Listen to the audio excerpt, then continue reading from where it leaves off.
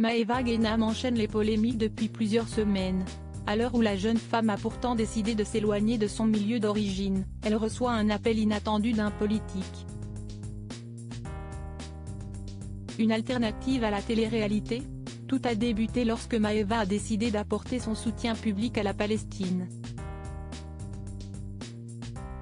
Une prise de position qui ne semble pas être passée auprès de tous ses followers, et plus largement de ceux du milieu de la télé-réalité, puisque s'en est suivi un déferlement de haine.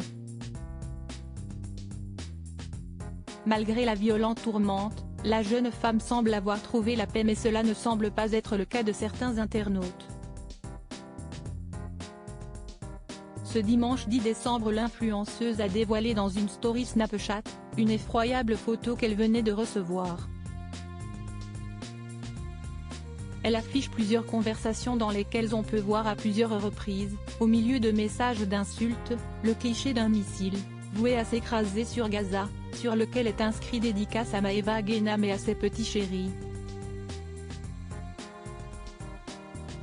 Bientôt tu te lances en politique. C'est dans ce contexte que Maeva Guénam a reçu un appel pour le moins inattendu. Sur Snapchat hier, l'ex-star des Marseillais a révélé avoir été contactée par l'équipe d'un homme politique bien connu. Elle raconte: je reçois un appel, le numéro d'un fixe français, je réponds. Oui, bonjour, c'est le cabinet de Jean-Luc Mélenchon. Imitez-elle avant de poursuivre. Je me dis, qu'est-ce qu'il y a encore ? L'objet de ce surprenant appel ?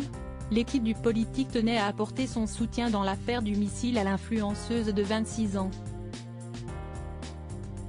Une attention qui a fait plaisir à la jeune femme. Il n'aura pas fallu longtemps pour que les abonnés de l'ex de Greg Yega lui soumettent l'idée de s'insérer dans le milieu. Bientôt tu te lances en politique, a-t-elle reçu en réaction à son récit. Un changement de carrière que l'ex-candidate de télé-réalité ne semble pas envisager. Non, je vais pas me lancer dans la politique. Je peux pas. Vous m'imaginez mes bébés, Première ministre ? A-t-elle lâché.